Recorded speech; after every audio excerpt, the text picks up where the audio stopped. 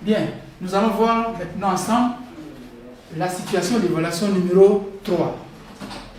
Et cette situation est un exercice qui est scindé en 3 parties.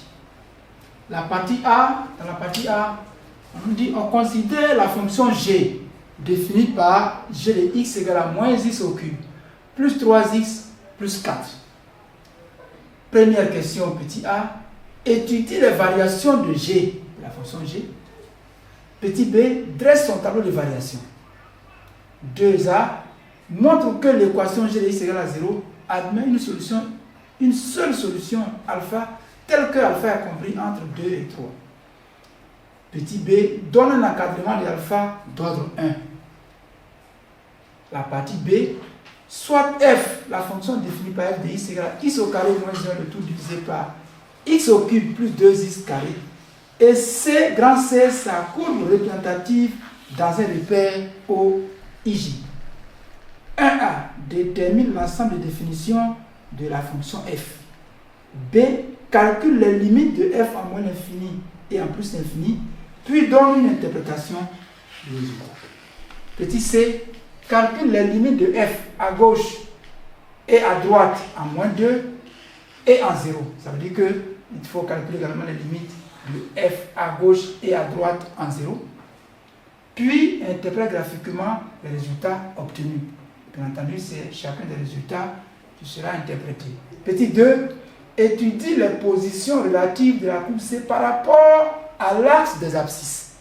C'est une question qui est un peu rare.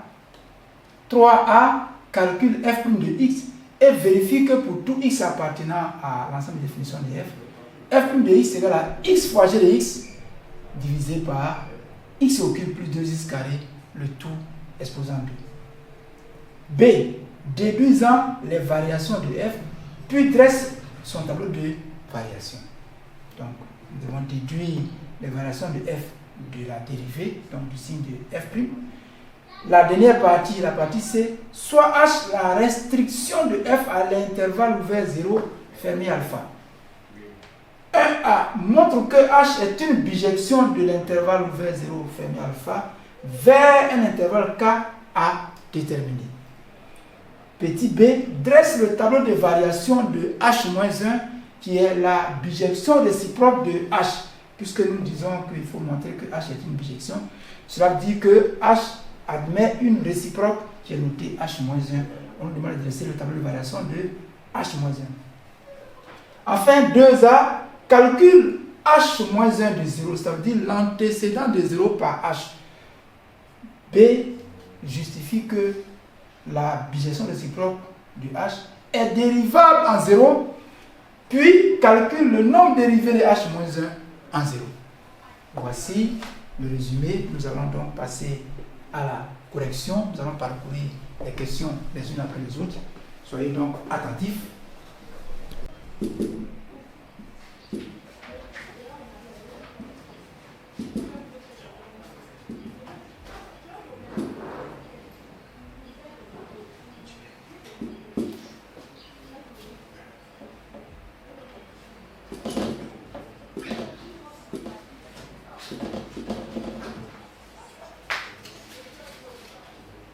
Alors,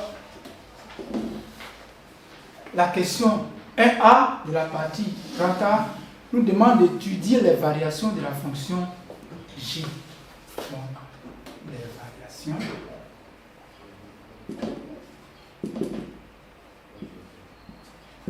de g. Mais il faut faire remarquer à toutes fins utiles que les variations d'une fonction dépendent du signe de sa dérivée. Nous allons pour cela calculer la dérivée de g. Donc on va dire que g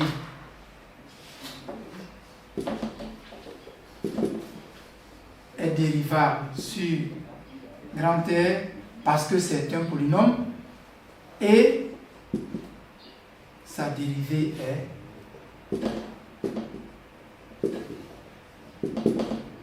donc g' de x, donc sa dérivée première naturellement, g' de x égale donc à la dérivée de moins x au cube plus 3x plus 4. Voilà. Or, la dérivée d'une somme de fonctions est la somme des dérivés de chacune de ces fonctions, la somme de leurs dérivés. Donc ça va donner la dérivée de moins x au cube. Ça veut dire moins la dérivée de x au cube qui est égale à 3x carré, plus la dérivée de 3x, ça veut dire 3, la dérivée de 4 qui donne 0. Donc ça nous fait, en fin de compte, moins 3x carré plus 3. Alors ici, nous pouvons réécrire cette dérivée-là en faisant remarquer que 3 est un facteur commun aux deux termes. Donc en mettant 3 en facteur, nous obtenons 3 facteurs de moins x carré plus 1 ou bien 1 moins x carré. Voilà la forme factorisée de la dérivée de g. Et nous allons donc déterminer le signe de cette dérivée-là. Deuxième étape. Le signe de g' de x. Parce que c'est ce signe-là qui va nous permettre de trouver les variations. Donc on va déterminer les zéros. On va dire que g' de x, donc ça revient à résoudre l'équation g' de x égale à 0.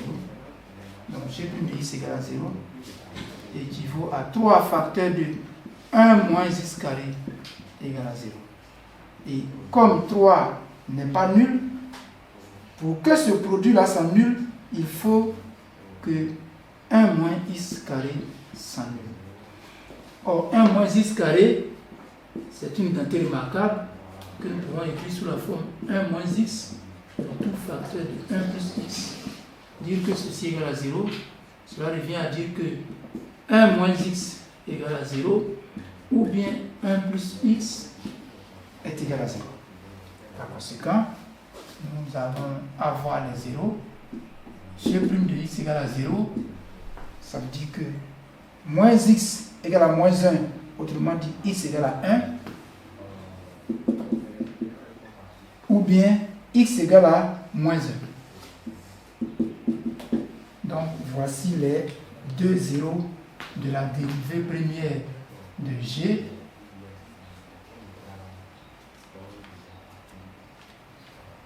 Alors, nous allons à présent voir le tableau de variation. Avant ça, on va marquer le tableau de signe.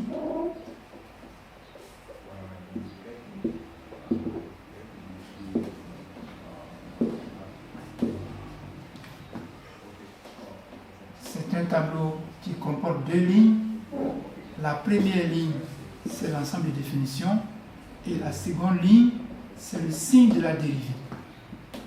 On a dit dès le début que g est une fonction polynôme, donc g est défini sur grand R, et g' admet deux zéros qui sont moins 1 et 1, placés dans l'ordre croissant, dans le tableau de signes.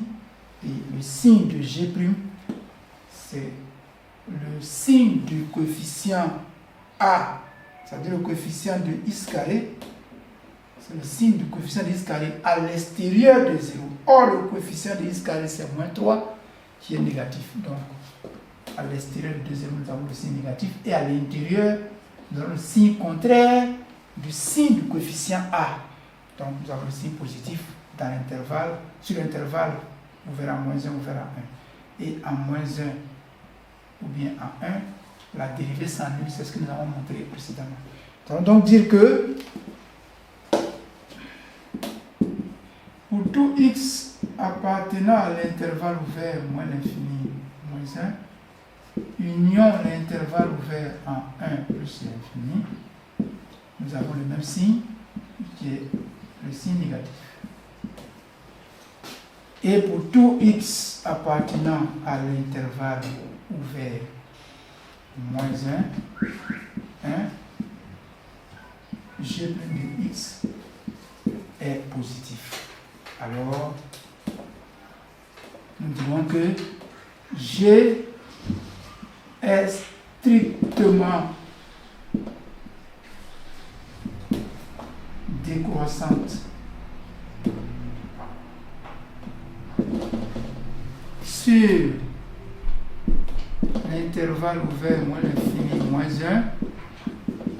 1. Et sur l'intervalle ouvert 1 plus infini. Et G, puis G est strictement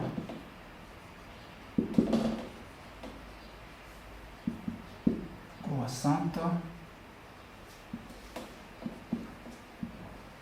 sur l'intervalle ouvert moins 1, 1.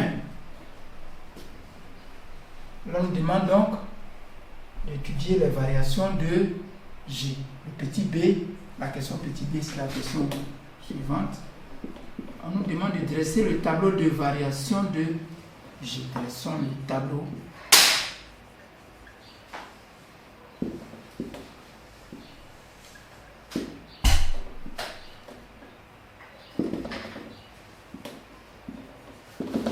Le tableau de variation de G. Nous allons donc dresser de ce côté.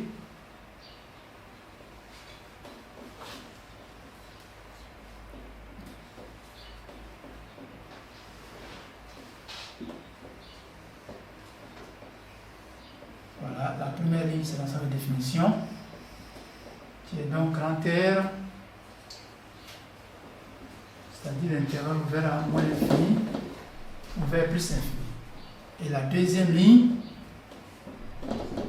c'est le signe de la dérivée. Nous allons mentionner les zéros de la dérivée. Ils sont nombre de 2, moins 1 et 1. Là, nous avons la dérivée qui s'annule à moins 1 et 1. À l'intérieur des zéros, nous avons le signe positif et à l'extérieur, le signe négatif. La dernière ligne, ce sont les variations de G. Alors ici, nous devons calculer G de moins 1 juste à côté du tableau. Et lorsque nous calculons G de moins 1, donc en remplaçant x par moins 1 dans l'expression de la fonction G de x, la fonction G, nous obtenons donc moins d'abord, et un moins d'abord, ensuite moins 1, le tout levé au cube, plus 3 facteurs de moins 1, plus enfin 4.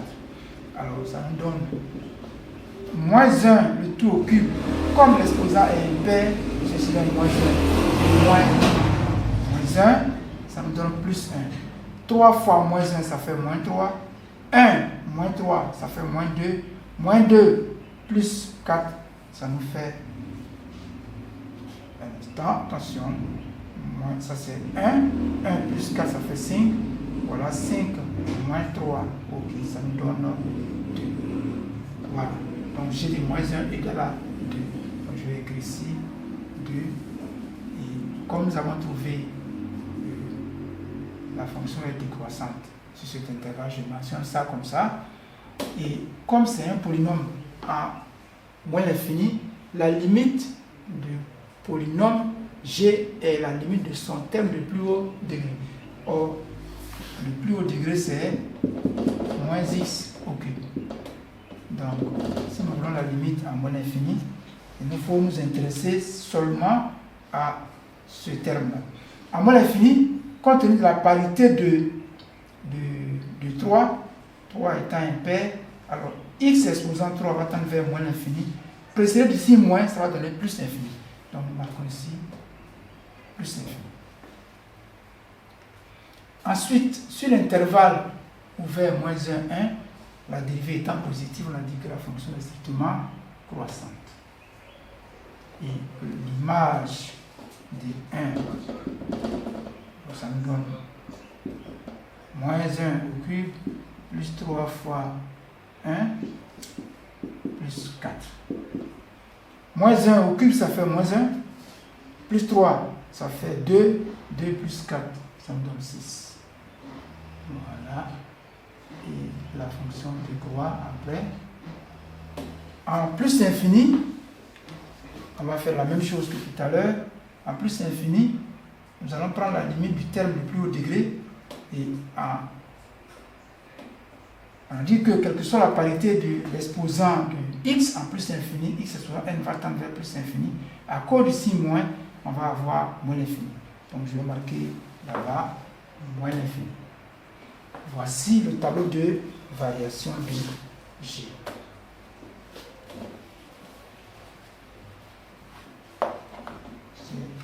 question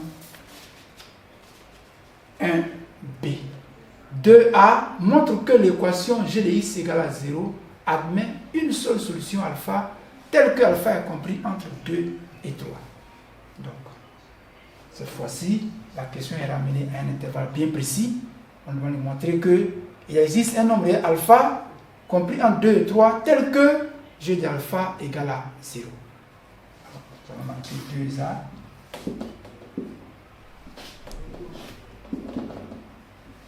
Montrons que l'équation g de x égale à 0 admet une seule solution, ou encore une solution unique, alpha, eh bien, tel que alpha est compris entre 2 et 3. Nous allons dire simplement que, d'après le tableau de variation, l'intervalle vers 2 ou vers 3, nous allons le positionner, nous allons le placer, le situer dans le tableau de variation. Il se trouve que 2, la borne inférieure, est supérieure à 1, donc cet intervalle-là ne peut que se placer à droite de 1. Donc l'intervalle, on va dire que l'intervalle ouvert à 2 ouvert à 3 est inclus dans l'intervalle ouvert 1 plus infini. On va dire que l'intervalle ouvert à 2 ouvert à 3 est inclus dans l'intervalle ouvert 1 plus infini. Or, sur l'intervalle le plus grand là, sur l'intervalle ouvert à 1 plus infini, la fonction j est continue strictement décroissante. En plus de cela, l'image de l'intervalle ouvert à 1 plus l'infini, c'est l'intervalle ouvert moins l'infini 6. Donc, puisque 0 appartient à cet intervalle-là, la fonction va s'annuler une seule fois. Mais on nous spécifie ici que ce sera entre, plus précisément, 2 et 3. Donc, puisque la fonction est strictement décroissante, elle est continue, et voilà, donc nous allons déterminer l'image de G de 2 par G et l'image de 3 par G et comparer le signe de ces deux images. Donc, G de 2, ça fait moins 2 au cube, plus 3 fois 2, plus 4. Et lorsque nous effectuons le calcul, nous trouvons moins 2 au cube, ça fait moins 8. 3 fois 2, ça fait plus 6. Donc, moins 8 plus 6, ça fait moins 2. Moins 2 plus 4, ça donne 2. Et puis, G de 3, ça nous fait moins 3 au cube, plus 3 fois 3, plus 4. Moins 3 au cube, ça fait 27. Et 3 fois 3, ça fait 9. 9 plus 4, ça nous donne 13. 13 moins 27, ça nous donne, je crois, moins 14. Voilà. Et il se trouve que G de 2 est positif et G de 3 est négatif. Donc je marque ça en remarque, je note ça en remarque. Or, le produit de deux nombres négatifs est un nombre négatif. Donc on va dire que on a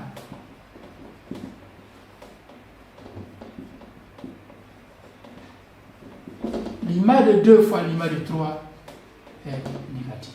Alors, d'après le théorème des valeurs intermédiaires, nous allons dire que l'équation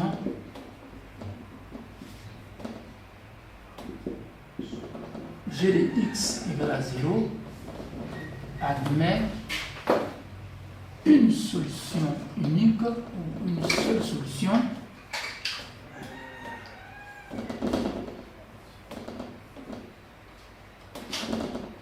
alpha telle que alpha est compris entre 2 et 3. Voilà. Voilà pour ce qui concerne la question 2A. Nous allons à présent encadrer alpha à l'ordre 1, comme nous le demande la question suivante, la question B. L'encadrement de alpha à l'ordre 1 ou l'encadrement d'ordre 1 de alpha. Nous allons à présent donner un encadrement de alpha à l'ordre 1. Donc c'est la question 2B. Encadrement de alpha à l'ordre 1. Et nous allons utiliser la méthode de balayage.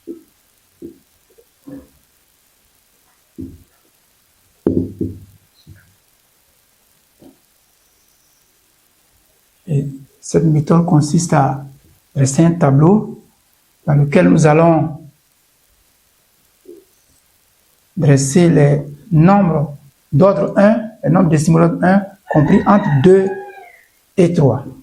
Donc, nous partons de 2, ensuite 2,1, 2,2, 2,3, 2,4, 2,5, 2,6, 2,7, 2,8, 2,9 et 3. Alors, nous savons que l'image de 2 est positive, donc je marque le signe positif là, et l'image de 3 est négative. Alors, je mets dans le tableau G de X et X sur la première ligne, ce sont les valeurs de X à l'ordre 1, comprises en 2 et 3, et G de X, normalement, ce sont les signes, c'est le signe de G de X que nous mentionnons sur la deuxième ligne, et non les valeurs. Donc, c'est le signe que nous allons mentionner. Et nous cherchons à voir à quel moment le changement de signe va s'opérer. Alors, nous savons que l'image de 2 est positive dans notre là, et l'image de 3 est négative. C'est tout ce que nous savons.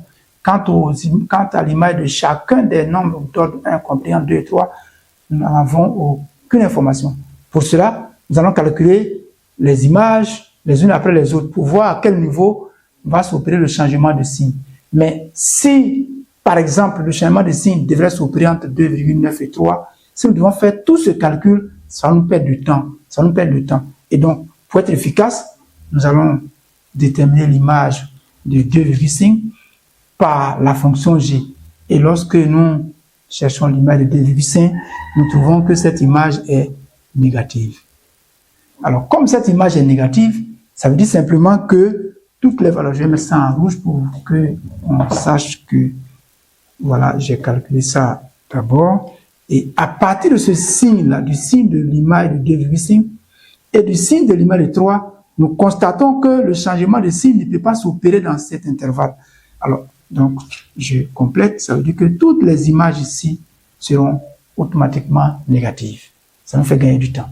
Je reviens par là, je détermine l'image de 2,2 ou 2,3 et quand je calcule l'image de 2,2, je trouve également que l'image de 2,2 est négative. Donc, je marque ici négatif.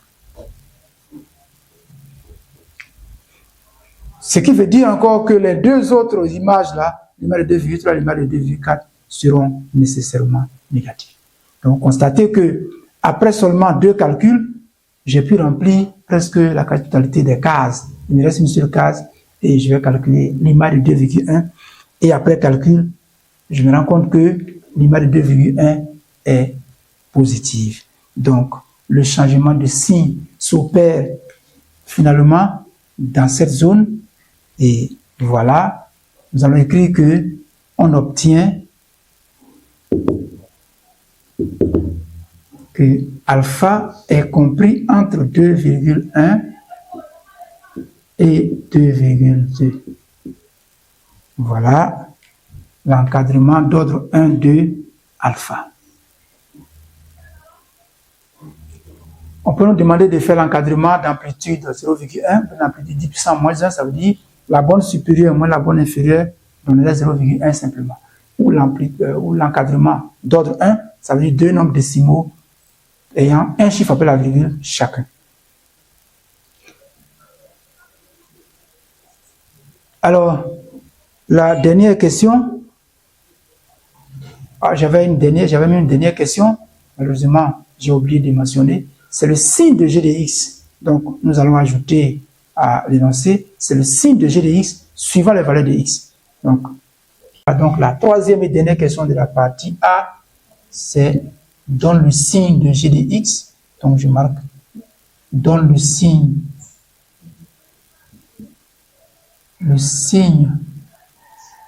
de g de x suivant les valeurs de x. Voilà. Donc, je rappelle que cette question que je viens d'ajouter en rouge, ça a été simplement un oubli. Donc, nous en avons besoin pour étudier le signe de la dérivée dans la fonction principale dans la partie B. Donc, je rappelle que la partie A comporte donc 3 questions. La troisième question, c'est donne le signe de g de x suivant les valeurs de x. Et c'est à cette question que nous allons nous intéresser maintenant. Signe de g de x. Alors, puisque nous avons trouvé un encadrement de alpha, nous avons, à l'ordre 1, mais bien avant ça, nous avons montré que alpha est situé entre 2 et 3. Donc, nous allons le positionner dans le tableau de variation. Je vais le marquer ici. Voilà. C'est le nombre dont l'image vaut 0. Donc, alpha est sur cet intervalle. À la partie du positionnement de alpha, le tableau de variation peut être scindé en 2 sous-intervalles, 2 grands intervalles. Le premier intervalle partira de moins l'infini jusqu'à alpha et le second de alpha à plus infini. Et vous constatez avec moi que de moins l'infini jusqu'à plus infini, toutes les images, c'est vrai, elles évoluent, elles changent, mais elles restent positives. Donc, voilà, sur le premier intervalle, la fonction décroît, donc de plus infini jusqu'à atteindre 2.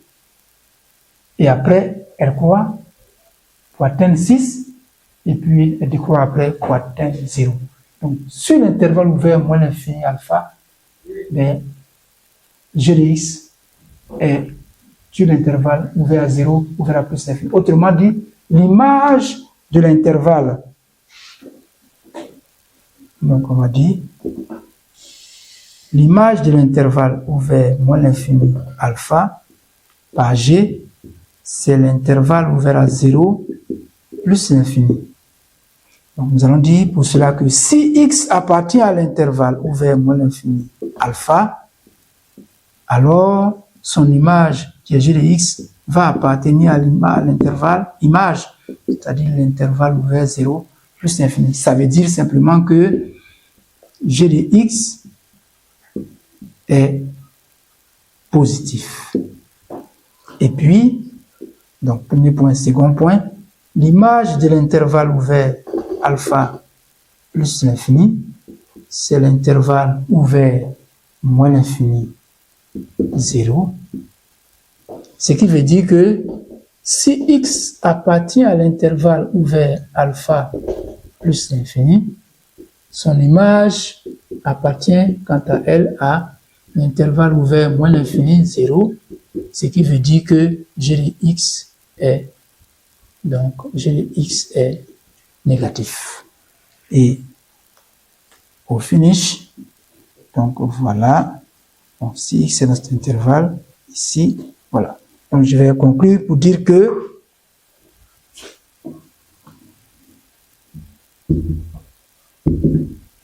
on va dire que pour tout x appartenant à l'intervalle ouvert moins l'infini alpha, g de x est positif, et pour tout x appartenant à l'intervalle ouvert alpha plus l'infini, g de x est négatif. Alors je rappelle que cette question-là, généralement, on vous donne le signe de g de x et on vous demande de justifier, de montrer ou bien de vérifier que le signe de g de x est positif, ou bien g de x est positif sur tel intervalle et que g de x est négatif sur tel autre intervalle. Parce que nous avons besoin de ce signe-là pour étudier le signe de la dérivée de la fonction principale dans la partie B. Ce qui fait que si un apprenant n'a pas pu trouver le signe de g de x dans la partie A, il ne peut donc pas trouver le signe de la dérivée de la fonction principale dans la partie B et ne pourra donc pas déterminer les variations de cette fonction. Mais là, comme nous avons déjà vu plus ou moins ce type de questions, c'est pour cela que je voulais voir, j'ai essayé de mettre ça comme ça pour que je vois un peu qui sont ceux qui sont capables de pouvoir déterminer sans que l'énoncé ne les donne. Sinon, soyez dans le repos, en général, on vous donne le signe de g de x. Nous allons donc passer à la partie B, la partie qui concerne l'étude de la fonction principale. Alors, la fonction principale est définie par f de x égale à x carré moins 1 qui divise x au cube plus 2x au carré. Et la première question, on nous demande directement de déterminer l'ensemble de définitions de f. Donc, je vais écrire déterminons l'ensemble de définitions de f que nous notons en général DDF. Alors, on va dire que x appartient à DDF si et seulement si x est un nombre réel tel que, puisque la fonction f est une fraction rationnelle, on nous a appris nous a enseigné que pour qu'une fraction existe, il faut que son dénominateur soit différent de 0. Donc là, c'est le cas d'une fraction rationnelle. Si pour que cette fonction-là soit définie, donc pour que l'expression existe, il faut que le dénominateur soit différent de 0. Donc c'est la contrainte que nous allons poser sur x. Alors, nous allons donc déterminer les zéros du dénominateur. On va écrire que, or, dire que x au cube plus 2x égale à 0, cela revient à dire que là nous avons un x qui est commun aux deux termes, mais mieux, x carré est commun. Là nous avons x au cube, c'est x carré fois x, et là c'est x carré fois 2. Donc nous allons mettre x carré en facteur. Donc je mets x carré en facteur, ce qui nous donne après x carré facteur de x, c'est x carré fois x au cube, plus x carré fois 2, ce qui donne 2x carré égale à 0. Donc, je dis que là, ce n'est pas une équation, donc nous allons résoudre l'équation x au cube plus 2x carré égale à 0, juste pour nous permettre de voir, de trouver les zéros. Et nous allons donc dire, pour que la fonction existe, pour que la fonction soit définie, pardon, il faut que son dénominateur, dont les valeurs de x soient différentes de ces zéros-là. Donc, on va avoir ici x carré, le produit de deux nombres est égal à 0, si et seulement si chacun des nombres, pardon, si l'un au moins de ces facteurs est égal à 0. Donc, on va dire que x au carré est égal à 0, ou bien x plus 2 égale à 0. Ce qui revient à dire que, alors, dire que le carré de x est égal à 0, ça veut dire que x lui-même est égal à 0. Et x plus 2 égale à 0, ça veut dire que x égale à moins 2. Donc là, voici les zéros du dénominateur. Ce qui fait que, pour que la fraction rationnelle existe, il faut que, donc on va dire, il faut que,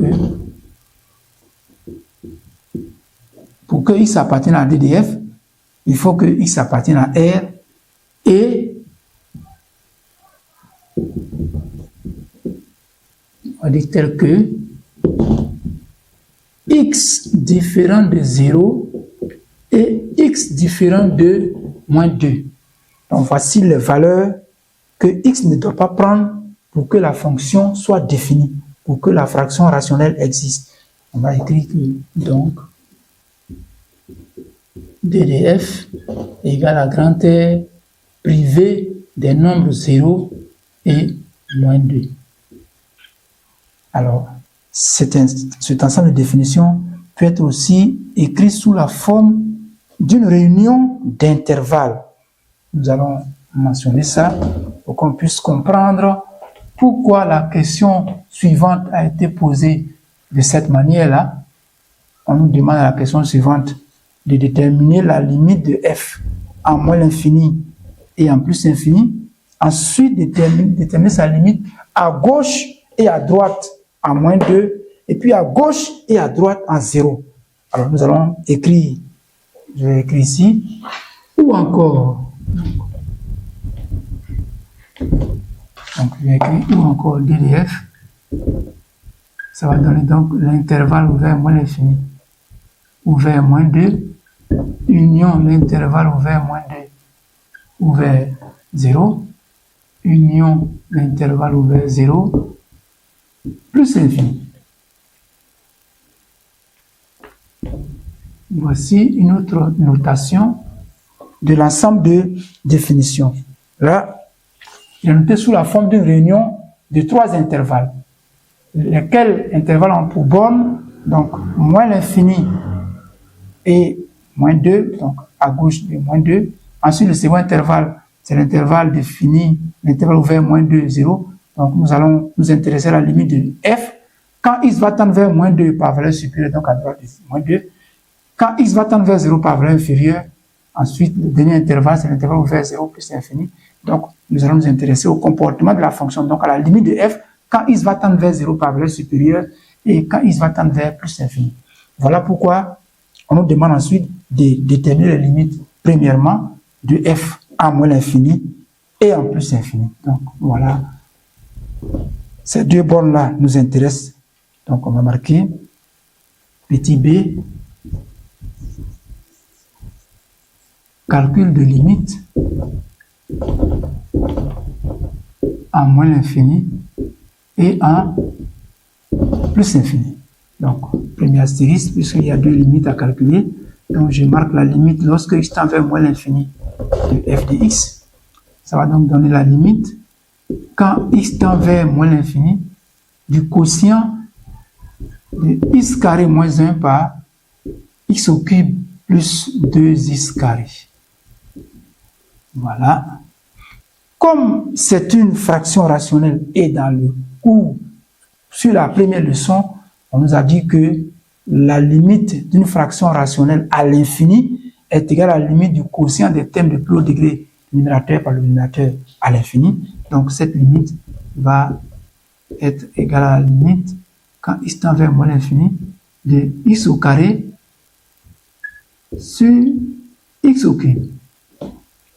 Ce qui fait, après simplification, ce qui donne la limite quand x tend vers moins l'infini, nous allons simplifier par x carré.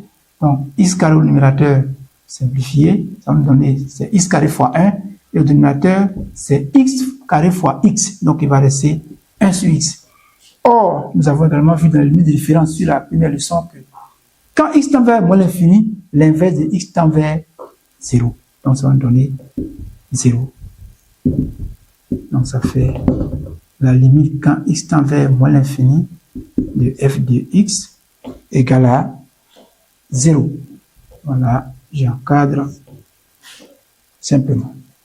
De la même manière, nous allons déterminer la limite de f de x en plus l'infini.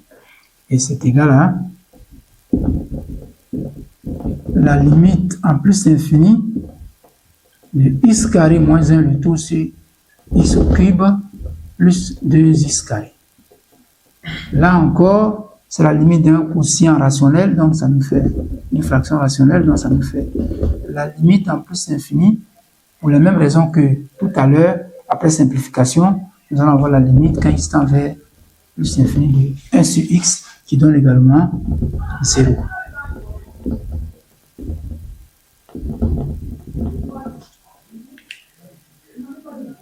Voilà. Voilà. Alors, on nous demande d'interpréter le résultat obtenu. On va dire ici que, en interprétation,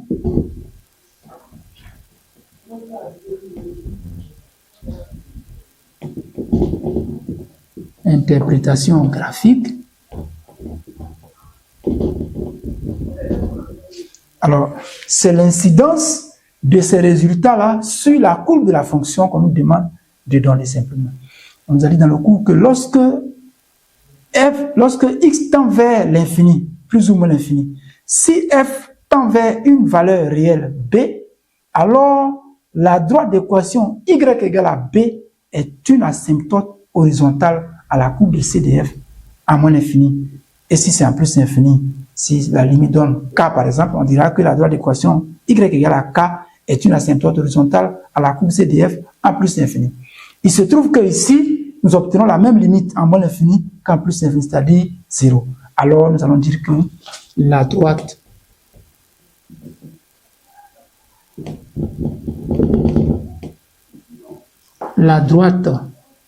d'équation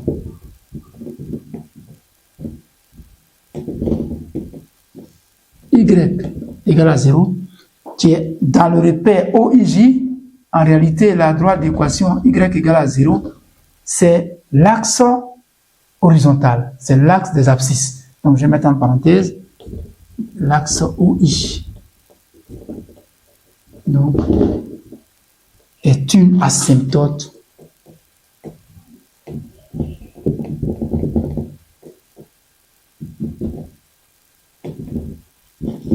horizontale à C à moins l'infini et à plus l'infini. Or, je signale que le terme horizontal est facultatif, donc on peut le mettre en parenthèse pour dire que ce n'est pas obligatoire de le mentionner. Voilà. Pour ceux qui ne le mentionnent pas, ce n'est pas grave. C'est pour ça que je le mets en parenthèse. Voilà. Donc, ces deux résultats, ces deux premiers résultats de limite, nous permettent de conclure, j'allais de déduire que la courbe C de f, désignée ici par la courbe grand C admet une asymptote horizontale en moins l'infini et en plus l'infini d'équation y égale à 0. Nous allons passer à la deuxième série de limites à calculer. Et à ce niveau, on nous demande de calculer la limite de f à 0 et d'en donner une interprétation à chacune de ces, de donner une interprétation graphique à chacune de ces limites. Donc, 1C. Donc, il y a la première série, c'est le calcul des limites de f à gauche et à droite à moins 2. Alors, nous allons dire que la première limite, donc, c'est la limite quand il tend vers moins 2 à gauche, donc en étant inférieur de f de x. Donc, ça va faire la limite quand il tend vers moins 2 de x au carré moins 1 divisé par x au cube plus 2x carré. Alors, quand il tend vers moins 2, puisque le dénominateur s'annule à moins 2, donc nous allons scinder le quotient sous la forme d'un produit. Et nous allons le réécrire en factorisant le dénominateur. On va donc dire x carré au numérateur moins 1 que divise, donc en mettant x carré au dénominateur en facteur, ça va nous donner 1 sur x plus 2. Bien entendu, tout à l'heure nous avons dit que x au cube plus 2x carré en mettant x carré en facteur, ça nous donne x plus 2 dans les parenthèses. C'est ce que nous avons écrit sous cette forme-là au niveau du dénominateur, ce qui nous a permis de scinder la fraction sous la forme d'un produit de deux facteurs. Nous allons par conséquent calculer la limite de chacun de ces termes obtenus. Donc on va dire que, or, la limite, quand x tend vers moins 2 de x au carré, moins 1, le tout divisé par x au carré, ce terme est défini à moins 2, donc il n'y a aucun problème. On va donc remplacer le x par moins 2 au numérateur, ça nous fait moins 2, le tout au carré, moins 1, que divise moins 2, le tout au carré. Moins 2, le tout au carré, ça fait 4. 4 moins 1 au numérateur, que divise 4, donc ce qui nous donne 3 quarts, qui est un nombre réel positif. Et puis, quand x tend vers moins 2 par valeur négative, eh bien, comme x plus 2 va tendre vers 0 par valeur négative, alors son inverse va tendre vers moins l'infini. Nous allons donc dire que quand x tend vers moins 2 par valeur inférieure, eh bien, le produit va tendre vers un terme positif fois moins l'infini, ce qui va nous donner moins l'infini. Donc, la limite quand x tend vers moins 2 par valeur inférieure, alors on écrit ça, de x carré moins 1, le tout sur x carré facteur de 1 sur x plus 2 va donner moins l'infini. Alors, la limite quand x tend vers moins 2 par valeur inférieure de f de x est égale à moins l'infini. Alors, je vais encadrer ça pour dire que c'est le résultat final. Voilà. Nous allons calculer maintenant la limite de f de x quand x tend vers moins 2 par valeur supérieure, puisqu'on nous a dit de calculer la limite de f à gauche et à droite en 2. Voilà. Donc, on a fini de calculer la limite à gauche en 2. On va la calculer maintenant à droite en 2. Quand x tend vers moins 2 par valeur supérieure de f de x,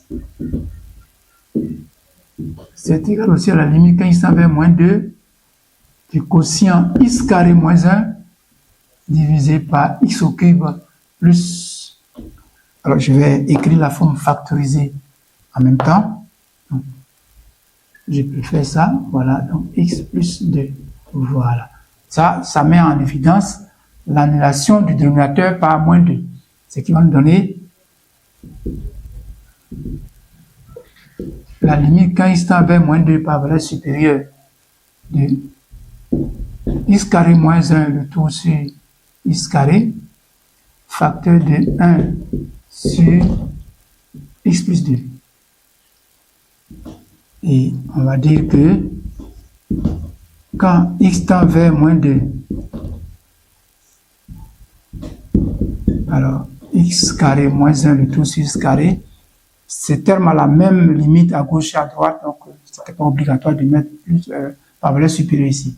Donc on va remplacer x par moins 2, numérateur au dénominateur, nous allons donc obtenir, comme on l'a fait tout à l'heure, 4 moins 1, le tout sur 4, c'est-à-dire encore 3k, qui est un nombre positif. Et quand il tend vers moins 2 par valeur supérieure, l'inverse de x plus 2 va tendre vers plus l'infini. Par conséquent, nous pouvons conclure que la limite quand il tend vers moins 2 par valeur supérieure de f de x, ça fait donc 3k qui est positif plus multiplié par plus infini. Donc voilà le résultat de cette limite. Ensuite, nous allons déterminer la limite de f à gauche et à droite en 0 cette fois-ci. Donc la deuxième série, c'est le calcul de cette question-là. Calcul des limites à gauche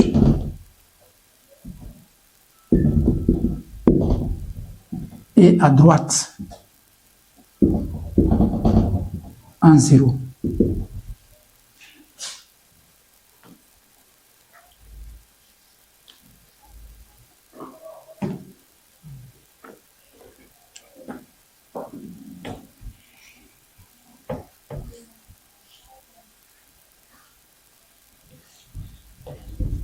Alors, la limite de f de x quand x tend vers 0 par valeur inférieure, nous allons la calculer en tenant compte de l'expression de la fraction rationnelle en utilisant la forme factorisée du dénominateur là. Donc, je vais écrire ici la limite quand x tend vers 0 par valeur inférieure de f de x,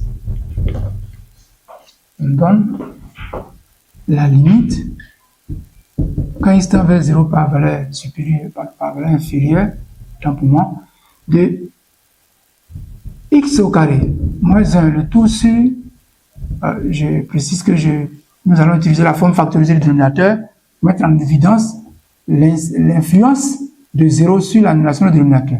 Donc ça va donner ça. Alors cette fois-ci, je vais réécrire le quotient sous la forme d'un produit. Et voilà.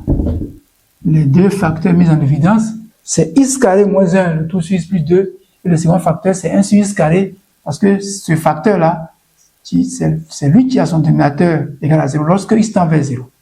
Celui-là est défini en 0, donc il n'y a aucun souci là-dessus. Donc on va dire, or, la limite, quand x tend vers 0, que ce soit à gauche ou à droite, de x carré moins 1, le tout sur x plus 2, ce terme est défini en 0, donc on va remplacer x par 0, ça nous fait 0 au carré, moins 1 au numérateur, au dénominateur 0 plus 2, ce qui fait, donc 0 au carré ça fait 0, 0 moins 1, ça fait moins 1, et au dénominateur 0 plus 2, ça fait 2. Voici la limite du premier facteur au dénominateur, du premier facteur en 0, pardon. Quand x tend vers 0, cette fois-ci par valeur négative, et donc, ici, x va tendre vers 0 par valeur négative. Donc, x est négatif. Mais le carré de x va tendre vers 0 par valeur positive à cause du fait que l'exposant est pair. Or, quand un nombre tend vers 0 par valeur positive, son inverse tend vers plus l'infini. Donc, ça va donner plus l'infini. Par conséquent, le produit va nous donner moins fois plus, ça va donner simplement moins l'infini. Donc, j'ai écrit la limite quand x tend vers 0 par valeur inférieure de f de x égale à moins l'infini. Voilà, j'encadre le résultat. Et la toute dernière limite à calculer, c'est la limite quand x tend vers 0 par valeur supérieure. Ça fait la limite quand x tend vers 0 par valeur supérieure. Je vais donc passer directement à la forme factorisée là. X carré moins 1, le tout sur x plus 2, facteur de 1 sur x carré. Or, la limite quand x tend vers 0 par valeur supérieure ou par valeur inférieure du premier terme là, on a trouvé que c'est un terme qui est défini en 0, donc que ce soit à gauche ou à droite, on a trouvé moins 1 demi, donc 0 moins 1 ça fait moins 1, au numérateur plus 0 plus 2 ça fait 2, donc moins 1 demi, qui est négatif toujours, donc ça, et la limite, quand x tend vers 0 par valeur supérieure de 1 sur x carré, par analogie à ce que nous avons vu de l'autre côté là, ici, l'exposant étant pair, et ce que nous a dit dans le cours, c'est que quand l'exposant du dénominateur est pair là, alors, quand x tend vers 0, ben, x au carré va tendre vers 0 également, en restant positif. Et donc, l'inverse va tendre vers plus l'infini. Donc, plus l'infini fois moins 1 demi, ça nous donne moins l'infini. Donc, 0 par valeur supérieure, ça nous donne moins l'infini. Et voilà, pour ce qui est de la limite de f à moins 2 à gauche et à droite et en 0 à gauche et à droite. Alors, pour la première limite ici, à gauche à moins 2, nous avons trouvé moins l'infini. Et la limite de f à droite à moins 2, nous avons trouvé plus l'infini. Nous allons donc dire en interprétation que la droite d'équation x égale à moins 2 est une asymptote verticale à la courbe C, simplement. La droite d'équation x égale à la valeur moins 2 est une asymptote verticale à la courbe C. De la même manière, ici, en 0 à gauche et à droite en 0, nous trouvons l'infini. Donc on va dire que la droite d'équation x égale à 0 est une asymptote verticale à la courbe C de la fonction que nous étudions, à savoir la fonction f. Et comme la droite d'équation x égale à 0, c'est l'axe des ordonnées, c'est-à-dire l'axe OJ, on dira simplement que l'axe OJ est une asymptote verticale à la courbe C. Donc, interprétation, je marque ici, interprétation,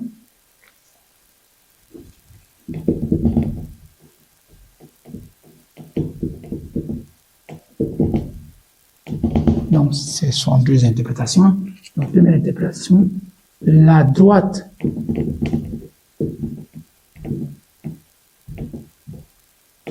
d'équation x égale à moins 2 est une asymptote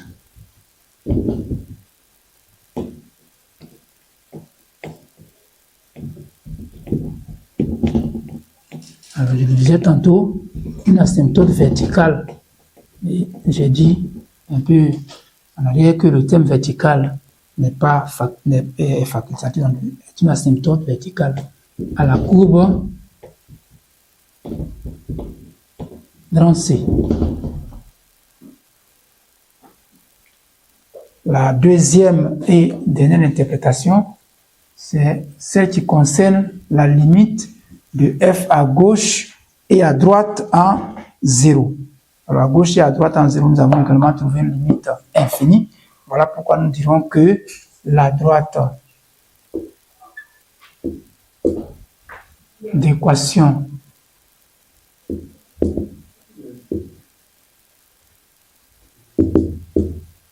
x égale à 0.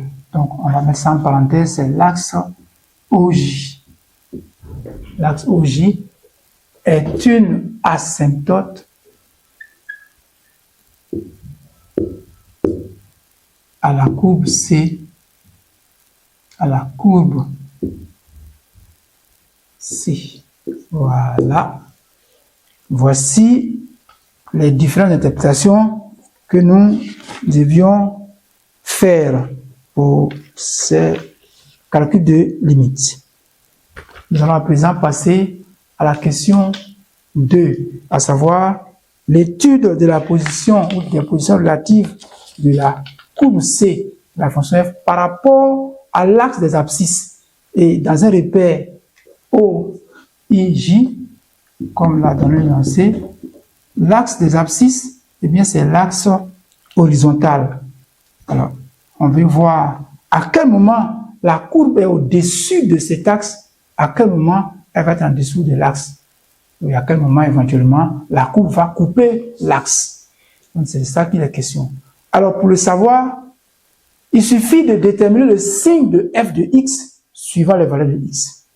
Parce que nous avons appris dans les classes précédentes, en seconde notamment, que lorsque la courbe d'une fonction est entièrement au-dessus de l'axe des abscisses, donc l'axe horizontal, l'axe OI, ça veut dire que la fonction est positive sur l'intervalle en question. Donc, si sur un intervalle donné, sur un intervalle AB comme ça, la courbe est entièrement au-dessus de l'axe des abscisses, ça veut dire que, voilà, cette fonction-là est positive. Mais si, à un moment donné, la courbe passe en dessous de l'axe des abscisses, on dira que sur l'intervalle AB, la fonction est négative. Et lorsque la courbe va croiser l'axe des abscisses, en ce moment, la fonction va s'annuler.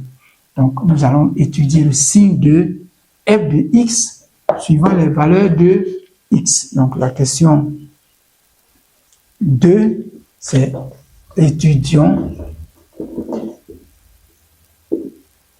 les positions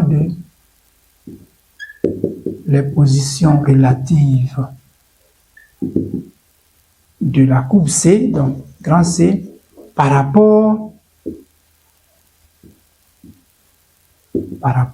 à l'axe OI. Alors, on va dire que cela revient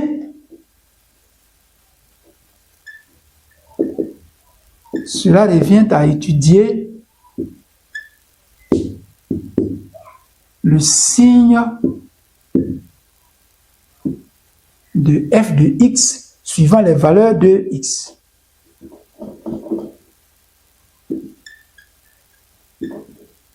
Suivant les valeurs de x. Autrement dit, nous allons déterminer le 0 ou les 0 de f de x. Cela revient à résoudre l'équation f de x égale à 0. Nous allons déterminer donc les 0 de f et dresser le tableau de signes de f. Donc f de x égale à 0, cela revient à dire simplement que x carré moins 1, le tout sur x au cube, plus 2x carré est égal à 0. Ce qui veut dire encore que... Alors, dire que cette fraction est nulle, cela veut dire simplement que son numérateur est égal à 0 et son dénominateur différent de 0. Parce qu'il faut que le dénominateur soit différent de 0 pour que la fraction existe, pour que nous puissions déterminer son signe. Ce qui fait que, après factorisation, nous avons x moins 1, le tout facteur de x plus 1 égale à 0. Et ici, les conditions, les contraintes posées sur la valeur de x qui permettait de trouver l'ensemble de définitions nous ont permis de dire qu'il faut que x soit différent de 0 et x différent de moins 2. Alors ici, ça nous donne x moins 1 égale à 0. Donc, x moins 1 égale à 0. Ou bien x plus 1 égale à 0. Et x différent de 0 et x différent de moins 2. Par conséquent, ça fait x égale à 1 ou x égale à moins 1 et x différent de 0 et x différent de moins 2. Bon, nous avons donc trouvé deux zéros pour f de x qui sont moins 1 et 1. Donc, nous allons dresser le tableau de signes de f de x, lequel tableau de signes va nous permettre d'avoir, n'est-ce pas, les positions de c par rapport à la droite OI. Donc, on va écrire tableau de signes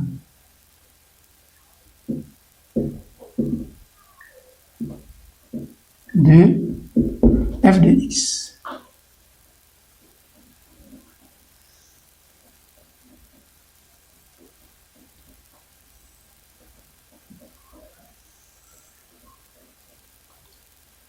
Alors,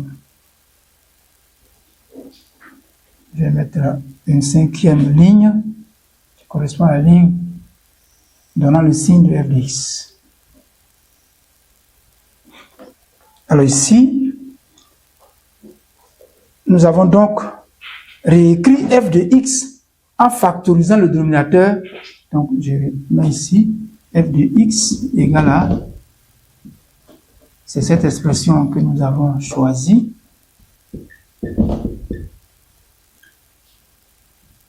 Voilà. Et ça nous donne encore x moins 1, le tout facteur de x plus 1, divisé par x carré. Voilà. Et à partir de cette nouvelle écriture de f de x, nous constatons que le numérateur est un produit de deux facteurs, lesquels facteurs vont changer de signe. Et ces signes-là vont agir sur le signe de f de x. Au dénominateur, nous avons également un produit de deux facteurs.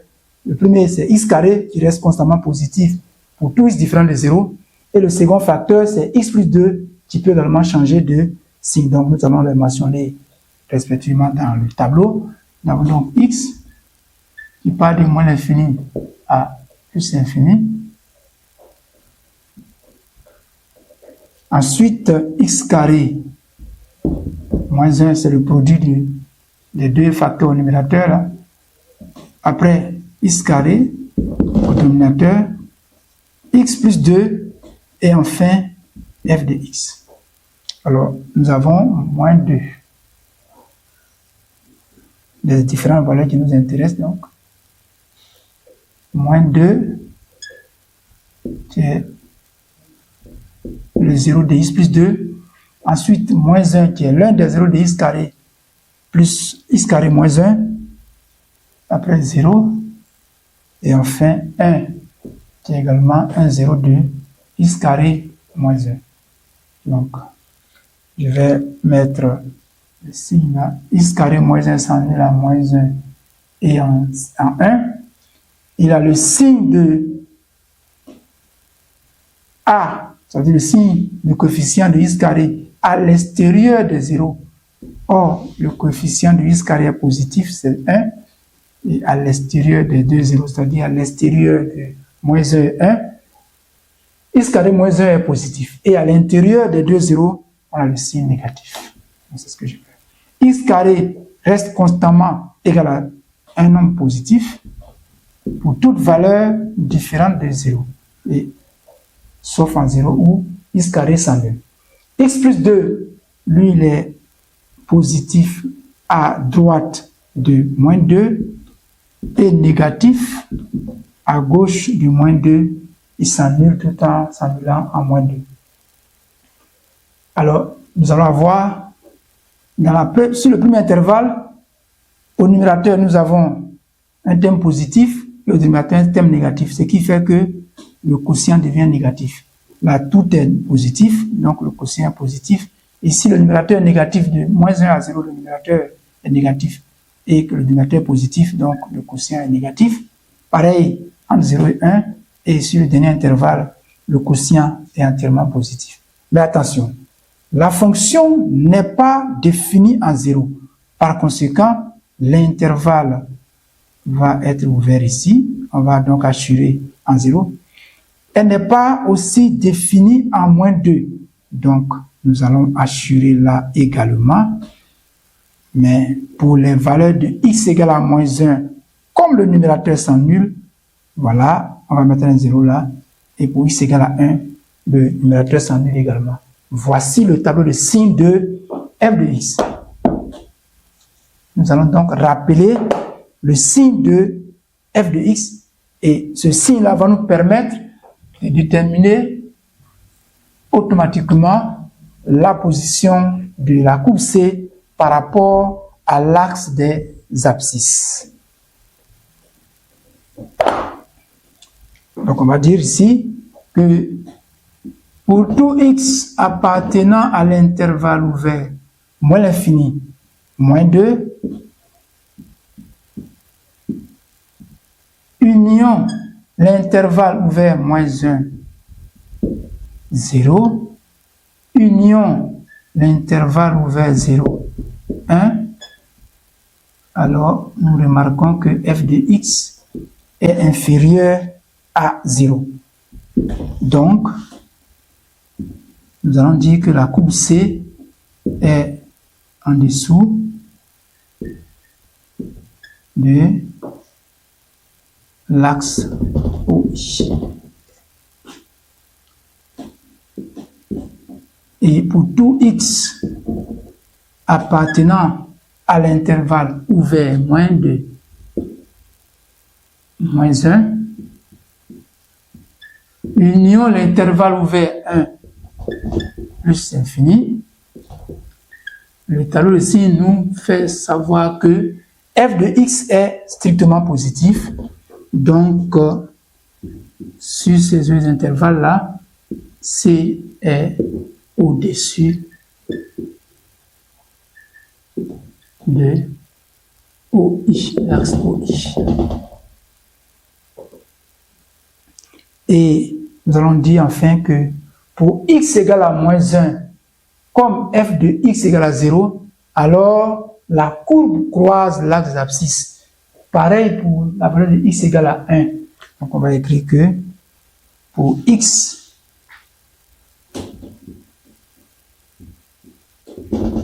égale à moins 1 ou x égale à 1, f de x égale à 0, alors donc la courbe C coupe l'axe OI. Eh bien, voilà les positions relatives de la courbe C par rapport à l'axe OI, l'axe des abscisses. Donc, je récapitule pour dire que les positions relatives d'une courbe par rapport à l'axe des abscisses dépendent du signe de la fonction à étudier. Lorsque la fonction est positive sur un intervalle donné, alors sur cet intervalle, la courbe est entièrement au-dessus de l'axe des abscisses. Et sur un intervalle donné de l'ensemble des définitions, si la fonction est négative, en ce moment-là, la courbe passe en dessous de l'axe des abscisses. Et lorsque la fonction s'annule, alors la courbe et l'axe des abscisses se coupent. Ou plus simplement, la courbe coupe l'axe des abscisses. troisième et dernière question de la partie B, il s'agissait de calculer la dérivée de f. Donc, on va marquer la question 3A. Calcul de f' de x. C'est une question à deux volets. On demande de calculer f' de x et de vérifier que f' de x peut s'écrire sous la forme de x fois g de x divisé par x au cube plus 2x carré, le tout élevé au carré. Donc, nous allons dire simplement que pour tout x appartenant à 2 de f, f est dérivable. Et on a f' de x égale à la dérivée de ce quotient-là, à savoir x carré moins 1, le tout sur x au cube plus 2x carré. Donc c'est la dérivée de ce quotient. Or, la dérivée d'un quotient, à partir des formules que nous avons vues dans le cours, ça nous donne la dérivée du numérateur multiplié par le dénominateur moins la dérivée du dénominateur multiplié par le numérateur, et tout ceci divisé par le carré du dénominateur. Donc, je vais réécrire ici. Le dénominateur, ça fait donc x au cube plus 2x carré, le tout au carré. L'expression finale que l'énoncé nous a demandé d'obtenir, c'est avec au dénominateur x au cube plus 2x carré, le tout au carré. Donc, cette expression est déjà là. Je ne vais plus la toucher. C'est donc inutile de la développer. Je vais développer le numérateur après les dérivations. La dérivée de x carré moins 1, ça fait donc la dérivée de x carré qui est égale à 2x moins la dérivée de 1 qui est égale à 0. Donc 2x moins 0, ça fait 2x. Facteur de x au cube plus 2x au carré moins la dérivée de x au cube plus 2x carré. Alors ici, comme c'est une somme de deux dérivées, je mets des parenthèses pour dire que la dérivée de x au cube, ça fait 3x carré, plus la dérivée de 2x au carré, ça fait 2 fois la dérivée de x au carré, et bien ça fait 4x, facteur de x carré moins 1.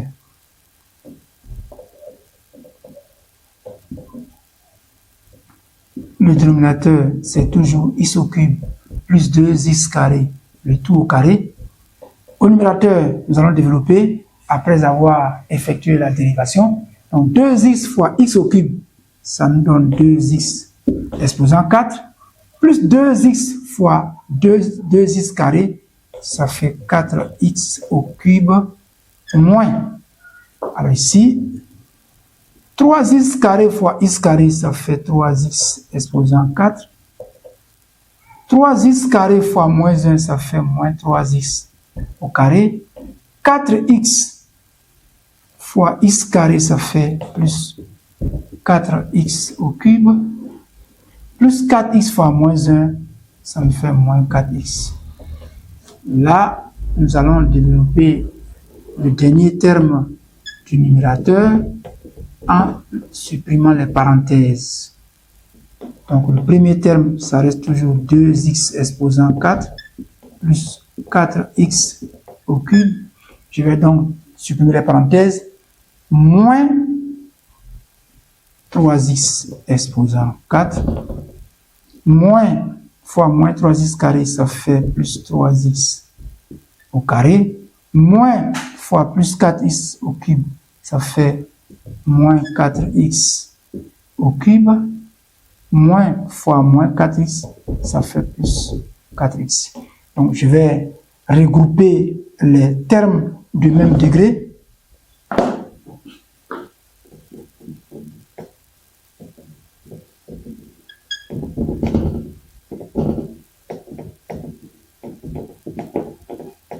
Donc, en procédant à...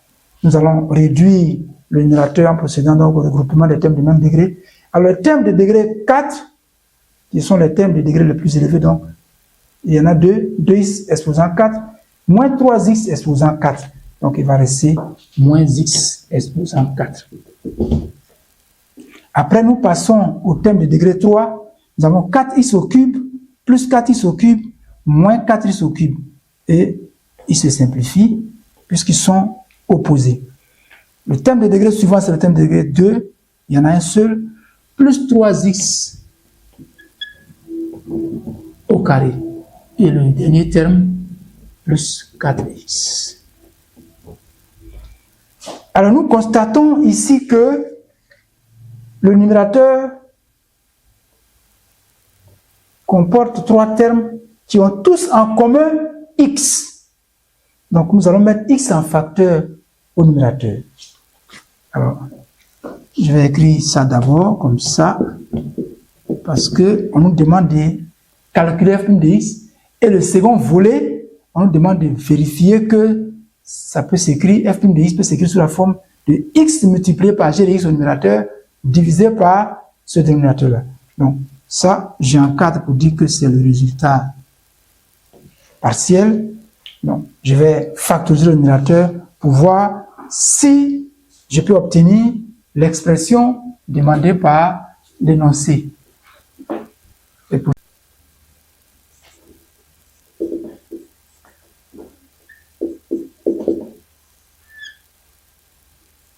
Nous factorisons donc le numérateur de f' de x par x. En mettant x en facteur, il nous reste x fois moins x au cube plus x fois 3x plus x fois 4. Et au dénominateur, nous allons avoir toujours x au cube plus 2x carré, le tout au carré, pardon. Or, l'expression que nous avons, en parenthèse, à savoir moins x au cube plus 3x plus 4, n'est autre que g de x. Donc, on va écrire, or, moins x au cube plus 3x plus 4 est égal à g de x. Donc, pour tout x appartenant à d de f, f' de x peut s'écrire sous la forme de x multiplié par g de x divisé par x au cube plus 2x carré, le tout exposant 2. Voilà donc l'expression finale de la dérivée de f, la dérivée première de f, qui est donc écrite sous la forme d'un quotient, un nouveau quotient, qui nous permet donc d'étudier le signe de f' de x.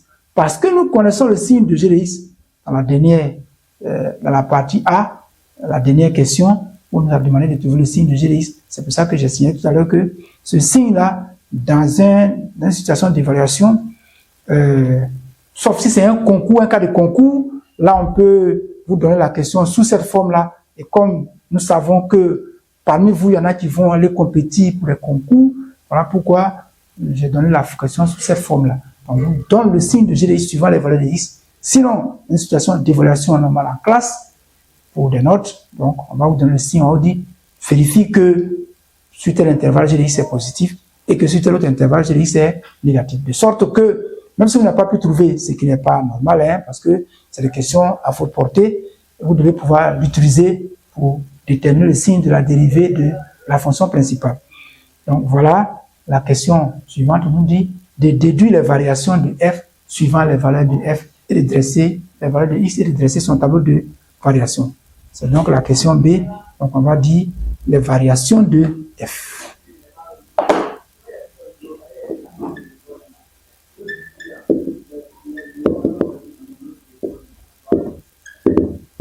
Les variations de f. Donc on va dire que les variations de f dépendent du signe de sa dérivée. Donc le signe de f', on va dire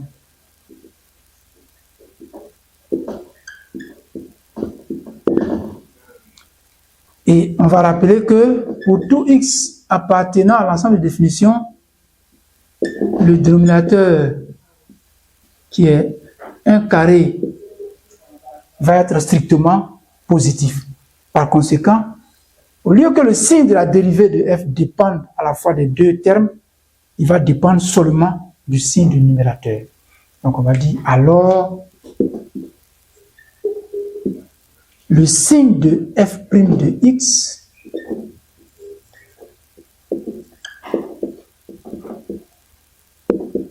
est celui de x fois g de x. Alors, on va donc trouver les zéros. Donc, dire que f' de x égale à 0, ça veut dire que x multiplié par g de x égale à 0. Ça veut dire que le premier facteur qui s'appelle x est égal à 0, ou bien le second facteur qui est g est égal à 0. Alors,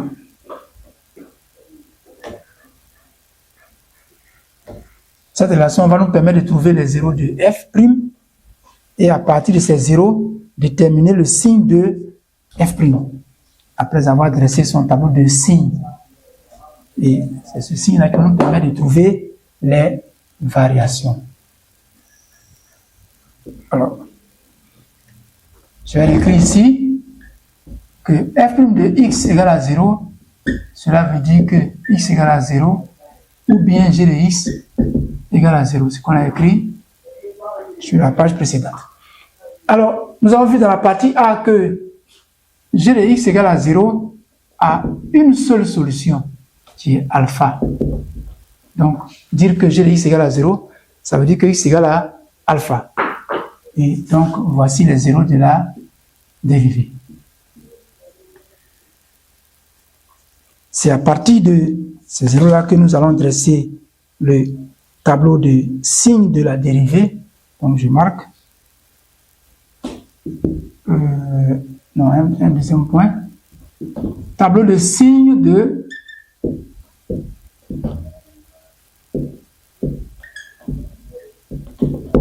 f' de x.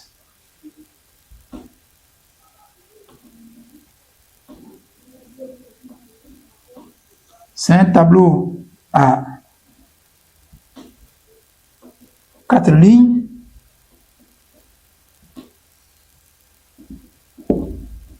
La première ligne, c'est l'ensemble de définitions qui part donc de moins l'infini à plus l'infini. Et la première expression qui nous intéresse, c'est x. Le deuxième terme, c'est g de x, parce que ce sont les deux facteurs qui déterminent, qui imposent le signe à la dérivée. Donc, les valeurs qui nous intéressent sont moins 2, ensuite 0, et enfin alpha. Alors, x s'annule en 0, x est négatif à gauche de 0, positif à droite de 0, et g s'annule en alpha, et nous avons vu que g est positif à gauche de alpha et négatif à droite de alpha. Enfin, la fonction f n'étant pas définie en moins 2 et en 0, elle ne peut pas être dérivable en ces valeurs-là. Donc, nous assurons, voilà, juste au bas de ces deux valeurs-là. Et lorsque x égale à alpha, comme le numérateur s'annule, alors la fraction f' va s'annuler là. Donc ici, nous allons avoir un produit négatif. Donc là également, un produit négatif. Et la dérivée va être négative. Par contre, ici, ça va être positif. Et là, négatif. Nous allons donc rappeler le signe de la dérivée sur les différents intervalles.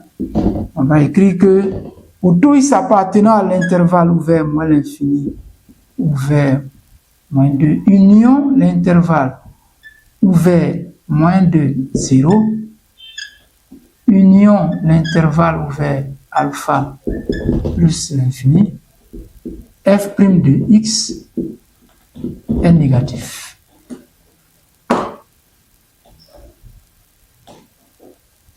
Ensuite, pour tout x appartenant à l'intervalle ouvert 0, alpha, f' de x est supérieur à 0. Alors, nous allons donner, à partir du signe de f' de x, nous allons donc donner les variations de f suivant les valeurs de x. Et puisque nous savons que lorsque la dérivée d'une fonction est négative sur un intervalle donné, cette fonction est donc, si la dérivée est positive sur un intervalle donné, la fonction est croissante, et que lorsque la dérivée est négative, la fonction est décroissante. Nous allons dire ici que sur l'intervalle ouvert moins l'infini moins 2, f est décroissante strictement, et sur l'intervalle ouvert moins 2, 0 également. Pareil pour l'intervalle ouvert alpha plus infini. Donc on va dire, alors, f est strictement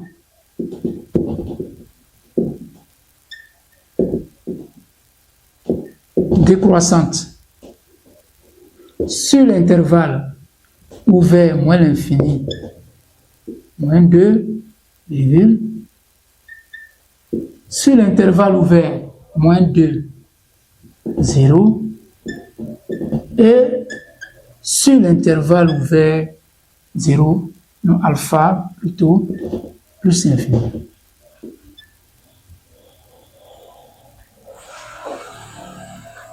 Et f est strictement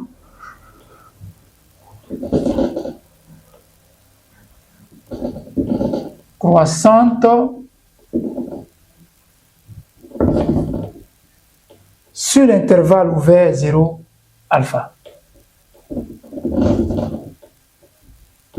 Voilà pour les variations de f, ce qui nous permet pour le deuxième volet de dresser le tableau de variation. Donc ici, c'était d'abord les variations, le premier volet de la question B.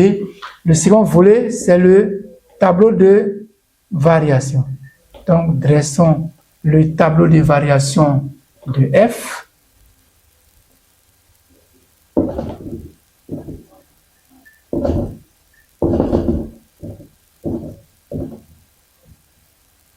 Voilà. Alors, je vais mettre comme ça pour que vous voyez mieux.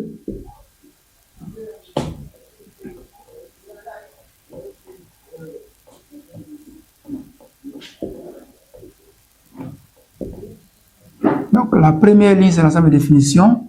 La seconde ligne, c'est le signe de la dérivée. Et la troisième ligne est réservée aux variations de f. Donc, on va dire que la fonction n'est pas définie en moins 2 et en 0. Elle s'annule en alpha.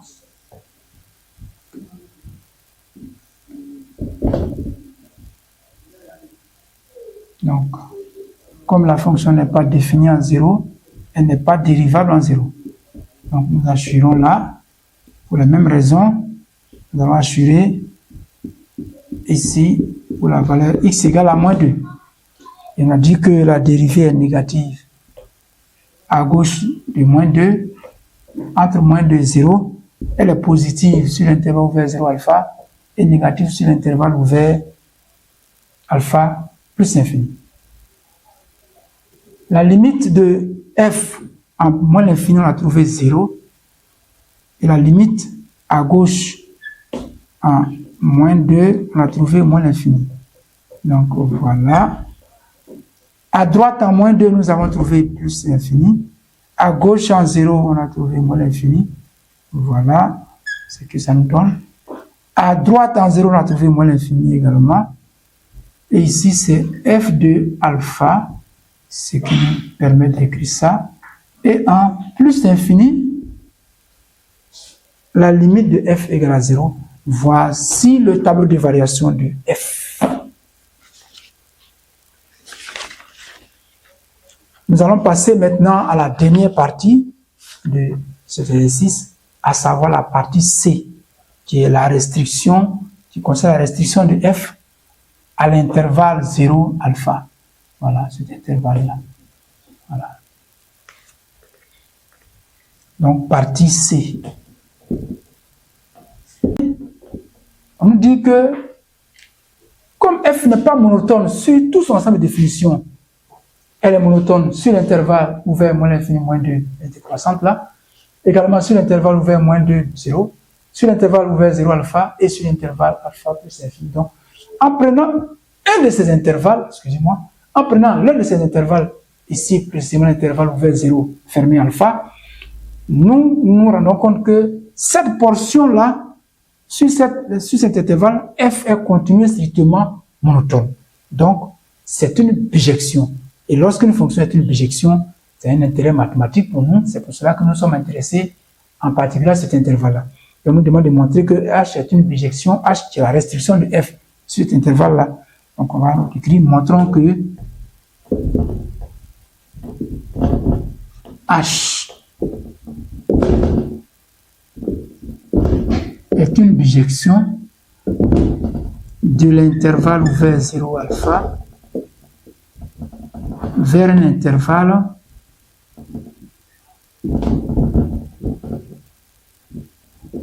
K à déterminer. Voilà.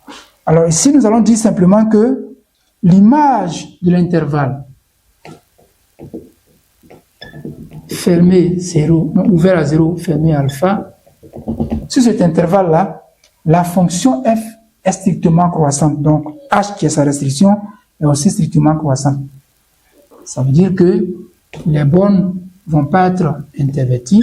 Donc, ça va donner la limite. Quand x tend vers 0 par valeur supérieure de f de x est ouvert à la limite, non, pas la limite cette fois-ci, comme la fonction est définie en alpha, ça va donner simplement f de alpha. Donc, fermé en f de alpha. Ce qui donne encore l'intervalle ouvert. Alors, quand x tend vers 0 par valeur supérieure, la limite de f, c'est moins l'infini, et ici, c'est f de alpha. On va donc dire que pour tout x appartenant à l'intervalle ouvert 0 alpha, fermé alpha, h est continue strictement croissante. De plus, l'image de l'intervalle ouvert 0 fermé alpha est égale à l'intervalle ouvert moins l'infini fermé à f de alpha. Alors, h est une bijection de l'intervalle ouvert 0 fermé alpha vers l'intervalle k égale à l'intervalle ouvert moins l'infini fermé à f de alpha. Donc, nous allons récapituler ça ici.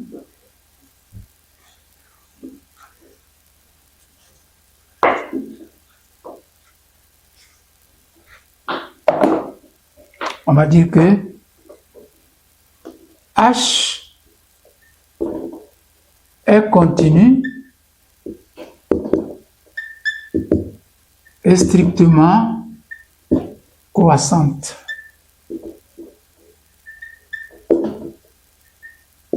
Sur l'intervalle ouvert 0, fermé alpha.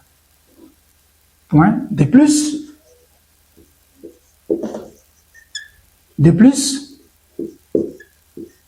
l'image de l'intervalle ouvert 0, fermé alpha est égale à l'intervalle ouvert moins l'infini, fermé à f de alpha. Alors, nous pouvons conclure que h est une bijection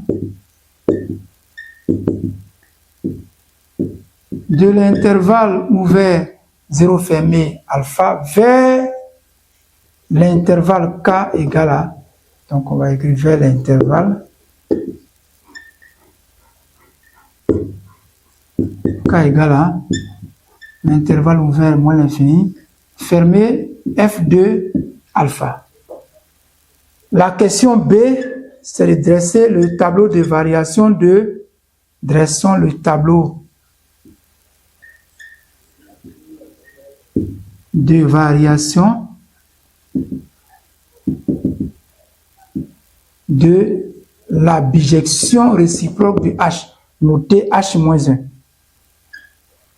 Alors, on nous a dit que une bijection, dans la première leçon, une bijection et sa réciproque ont le même sens de variation. Donc ici, seulement si la bijection réciproque H est définie de A vers B eh bien, sa réciproque va être définie de B vers A. Or, l'ensemble de départ de la bijection H, c'est l'intervalle ouvert 0 fermé en alpha, et son ensemble d'arrivée, c'est l'intervalle ouvert moins l'infini fermé F de alpha.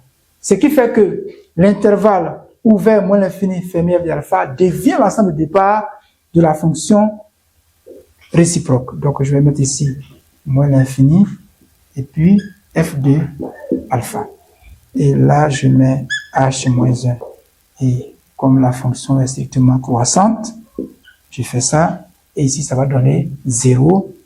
Et puis là, alpha. Voilà pour ce qui est de cette question 1b.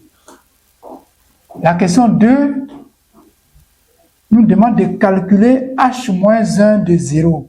Ça veut dire l'antécédent du nombre 0 par H. Autrement dit, le nombre réel X appartenant à l'intervalle ouvert 0 fermé alpha, tel que f de X égale à 0. Donc, je vais écrire 2A, calcul de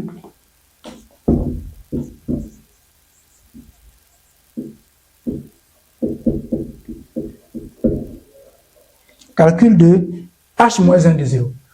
Et nous avons dit dans le cours que, dans cette leçon-là, tout à fait au début, que déterminer l'antécédent de 0, ça revient à résoudre l'équation H de X égale à 0. C'est donc la solution de l'équation H de X égale à 0. Et dire que H de X égale à 0, puisque H n'est autre que la restriction de F, donc ça revient à dire que c'est F de X qui est égal à 0. Bien entendu, il faut que le X appartienne à l'intervalle 0 ouvert à 0 fermé en alpha. Voilà. Or, dit que X appartient, F de X égale à 0, nous avons résolu cette équation dans la question 2 de la partie B où l'on nous a demandé de déterminer les positions relatives de C par rapport à l'axe des abscisses. Là-bas, nous sommes allés étudier le signe de F de X. Nous avons donc déterminé les zéros de F qui nous ont permis d'avoir le tableau de signes et d'avoir donc les positions de C par rapport à F. Et là-bas, on nous a dit que F de X égale à 0, cela veut dire simplement que X égale à moins 1 ou bien X égale à 1. Ça veut dire que nous avons deux antécédents de 0 par F. Mais il faut que l'antécédent qui nous intéresse soit dans l'ensemble de départ de H. Ça veut dire l'intervalle ouvert à 0, alpha. Or, nous savons que ici, c'est seulement, alors moins 1, lui n'appartient pas à l'intervalle ouvert 0 fermé alpha, mais 1, quant à lui, appartient à l'intervalle ouvert à 0 fermé alpha. Nous allons donc dire que l'antécédent de 0 par H, puisque H est défini sur l'intervalle ouvert 0 fermé alpha. Donc, le seul élément parmi les deux antécédents qui appartient à cet intervalle de départ-là, c'est 1. Alors, l'antécédent de 0, c'est 1. Alors, si l'antécédent de 0 égale à 1, on nous demande maintenant de justifier que H-1 est dérivable en 0, puis de calculer le nombre dérivé de H-1 en 0. Donc, la question B.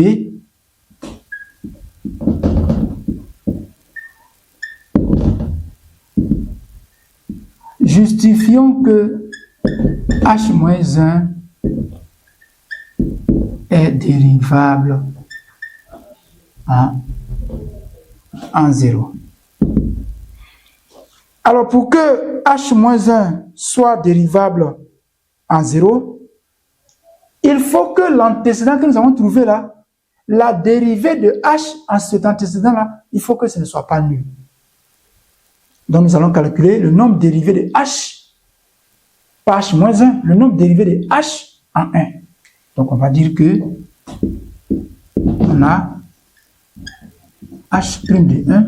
Comme H est la restriction de F, donc le nombre dérivé de H en 1, c'est le nombre dérivé de F en 1. Or, F' de X, on a dit que F' de X, je le rappelle, c'est x fois g de x, le tout divisé par x au cube plus 2x carré élevé au carré. Donc ici, nous allons calculer f' de 1. Ça fait donc 1, en remplaçant x par 1 fois g de 1, que divise 1 au cube, plus 2 fois 1 au carré, le tout au carré. Donc là, ça fait 1 fois g de 1, ça fait g de 1. Or, dans la partie A, quand nous avons calculé g de 1, nous avons trouvé g de 1 égale à 6. Donc ça fait 6. Et au dénominateur, ça fait 1 au cube, ça fait 1.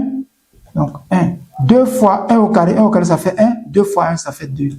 Donc 1 plus 2, le tout au carré. Ça nous fait donc h' de 1 égale à, le numérateur c'est 6. 1 plus 2, ça fait 3. 3 au carré, ça fait 9. Ces deux-là sont des multiples de 3. En simplifiant la fraction par 3, j'obtiens 2 tiers. Et voilà, nous constatons que h' de 1 n'est pas égal à 0. Donc, puisque h' de 1 n'est pas égal à 0, alors la réciproque de h est dérivable en 0. Et on peut calculer le nombre dérivé. Donc, on va dire, comme h' de 1 n'est pas égal à 0, alors h moins 1 est dérivable en 0. Voilà, h moins 1 est dérivable en 0. C'était donc la question 2A. La question 2B, puisque h moins 1 est dérivable en 0, nous venons de le montrer. La question 2B nous demande de calculer le nombre dérivé de h moins 1 en 0.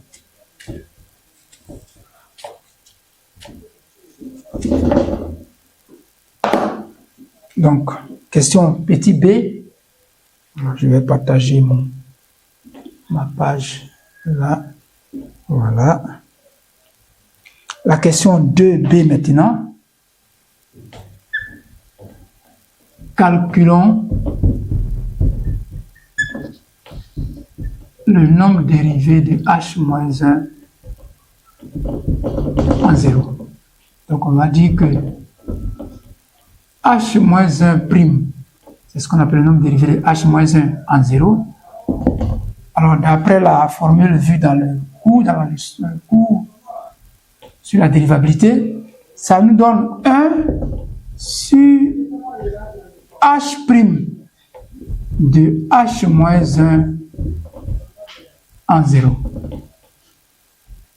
Or, h moins 1 de 0, c'est ce que nous appelons l'antécédent de 0. H moins 1 de 0, c'est ce que nous avons déterminé tout à l'heure là. H moins 1 de 0, ça fait 1. Voilà pourquoi tout ce qui est dans le crochet au-dessous là, au dénominateur, va être remplacé par 1 simplement. Donc la formule va devenir 1 divisé par h' de 1. Ça veut dire le nombre dérivé de h en 1 que nous avons trouvé aussi. Nous allons prendre l'inverse. C'est ce qui va représenter le nombre dérivé de h moins 1 en 0. Or, h' de 1, on a trouvé 2 tiers. Donc, je vais aller remplacer dans l'expression là.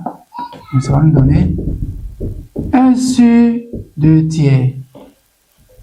Et finalement, le nombre dérivé de h moins 1 en 0, on a dit que c'est l'inverse de 2 tiers. Donc, ça fait 3 demi. Et voilà enfin, les amis, le nombre dérivé de h moins 1 en 0.